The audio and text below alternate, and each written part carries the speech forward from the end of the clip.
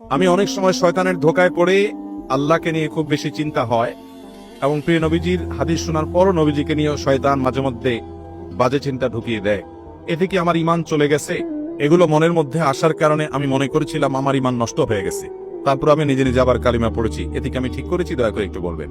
ভাইরা আমার, এই ব্যাধিটা এত ব্যাপক আকার ধারণ করেছে, আমাদের অনেক ভাই বোন আছেন যারা এই একই প্রশ্ন আমাদের কাছে করেন, যে তাদের মনে আল্লাহকে নিয়ে বাজে চিন্তা আসে, আল্লাহ সম্পর্কে নোংরা চিন্তা ভাবনা আসে, নবী সাল্লাল্লাহু আলাইহি ওয়াসাল্লাম সম্পর্কে বাজে চিন্তা আসে।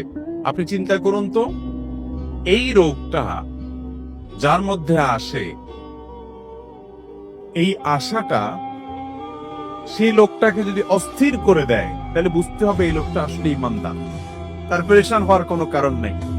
ঠিক এই একই প্রশ্ন নবী করিম সাল্লাল্লাহু আলাইহি ওয়াসাল্লামকে করা হয়েছিল। একজন সাহাবী বলেছেন, ইয়া রাসূলুল্লাহ, আল্লাহ সম্পর্কে আমার মধ্যে বাজে চিন্তা আসে, যখন আল্লাহ সম্পর্কে বাজে চিন্তা আসে আমি পেরেশান হয়ে যাই, অস্থির হয়ে যাই যে কেন আমার মনে এটা আসছে।